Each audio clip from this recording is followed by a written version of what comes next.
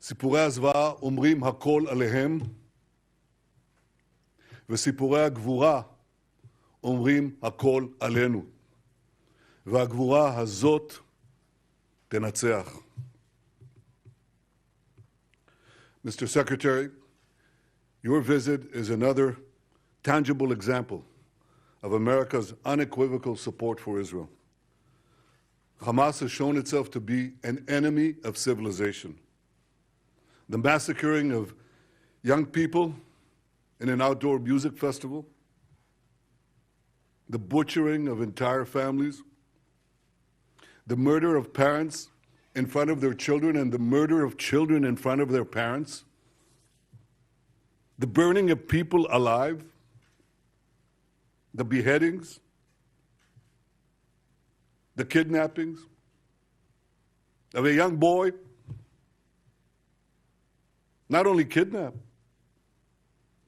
molested, hurt, attacked, and the sickening display of celebrating these horrors, the celebration and glorification of evil. President Biden was absolutely correct in calling this sheer evil. Hamas is ISIS, and just as ISIS was crushed, so too will Hamas be crushed. And Hamas should be treated exactly the way ISIS was treated. They should be spit out from the community of nations. No leader should meet them. No country should harbor them. And those that do should be sanctioned. Tony, my friend, I say to you, I say to all of us, there will be many difficult days ahead. But I have no doubt that the forces of civilization will win. And the reason that's true is because we understand what is the first prerequisite of victory. It's what you just said in our meeting. Moral clarity. This is a time, a particular time, a special time, that we must stand tall, proud, and united against evil. Tony, you are taking that stand. America is taking that stand. Thank you for being here today. Thank you, America, for standing with Israel today, tomorrow, and always.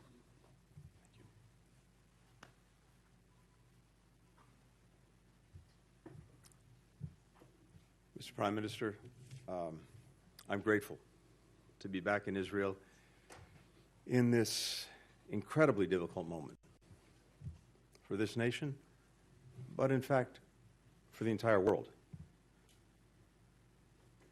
If you'll permit me, personal aside, I come before you not only as the United States Secretary of State, but also as a Jew. My grandfather, Maurice Blinken, fled pogroms in Russia. My stepfather, Samuel Pizar, survived concentration camps, Auschwitz, Dachau, Majdanek. So, Prime Minister, I understand on a personal level the harrowing echoes that Hamas's massacres carry for Israeli Jews, indeed, for Jews everywhere. I also come before you as a husband and father of young children. It's impossible for me to look at the photos of families killed,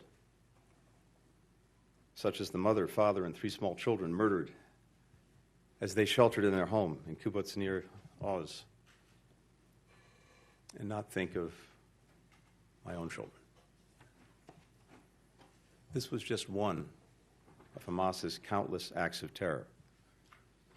In a litany of brutality and inhumanity that, yes, brings to mind the worst of ISIS. Babies slaughtered, bodies desecrated, young people burned alive, women raped, parents executed in front of their children, children in front of their parents. How are we even to understand this, to digest this? And yet, at the same time that we've been shocked by the depravity of Hamas, we've also been inspired by the bravery of Israel's citizens. The grandfather who drove over an hour to a kibbutz under siege, armed only with a pistol, and rescued his kids and grandkids. The mother who died shielding her teenage son with her body, giving her life to save his, giving him life for a second time. The volunteer security teams on the kibbutzes who swiftly rallied to defend their friends and neighbors despite being heavily outnumbered. And we're lifted by the remarkable solidarity of the Israeli people, demonstrated in the long lines of people giving blood, in the hundreds of thousands of reservists who've mobilized, some rushing home from abroad, people around the country opening their homes to fellow citizens displaced from the south. The people of Israel have long and rightly prided themselves on their self-reliance, on their ability to defend themselves, even when the odds are stacked against them. The message that I bring to Israel is this: you may be strong enough on your own to defend yourself, but as long as America exists, you will never ever have to. We will always be there by your side. That's the message that President Biden delivered to the Prime Minister from the moment this crisis began. It's the message that I and my other colleagues in the government have delivered to our Israeli counterparts on a daily, even an hourly basis. It's the message that I bring with me to our discussions today, and it's what I'll affirm when I meet with the members of Israel's newly formed national emergency government. We welcome the government's creation and the unity and resolve that it reflects across Israel's society. We're delivering on our word, supplying ammunition, interceptors, to replenish Israel's Iron Dome, alongside other defense materiel. First shipments of U.S. military support have already arrived in Israel, and more is on the way. As Israel's defense needs evolve, we will work with Congress to make sure that they're met. And I can tell you, there is overwhelming bipartisan support in our Congress for Israel's security. Here in Israel and everywhere, we will reaffirm the crystal clear warning that President Biden issued yesterday to any adversary, state or non-state, thinking of taking advantage of the current crisis to attack Israel. Don't. The United States has Israel's back. We've deployed the world's largest aircraft carrier to the Eastern Mediterranean. We bolstered the presence of U.S. fighter aircraft in the region. We're providing other support as well. We continue working closely with Israel to secure the release of the men, women, children, elderly people taken hostage by Hamas. We're pursuing intensive diplomacy throughout the region to prevent the conflict from spreading, and I'll be doing that over the course of my trip in the coming days. Too often in the past, leaders have equivocated in the face of terrorist attacks against Israel and its people. That's why we've been adamant with all countries in the wake of these attacks. There is no excuse. There is no justification for these atrocities. You heard the Prime Minister say it. This must be a moment for moral clarity. The failure to unambiguously condemn terrorism puts at risk not only people in Israel, but people everywhere. Look at what just happened. Individuals from 36 countries killed or missing in the aftermath of Hamas's attacks. Europe, Asia, Africa, the Americas, no region has escaped Hamas's bloody reach. Anyone who wants peace and justice must condemn Hamas's reign of terror. We know Hamas doesn't represent the Palestinian people or their legitimate aspirations to live with equal measures of security, freedom, justice, opportunity, and dignity. We know Hamas, instead of promoting the well-being of its citizens, rules repressively and dedicates the resources it has to terror tunnels and rockets. We know Hamas didn't commit its heinous acts with the interests of Palestinian people in mind. We know Hamas does not stand for the future that Palestinians want for themselves and for their children. Hamas has only one agenda: to destroy Israel and to murder Jews.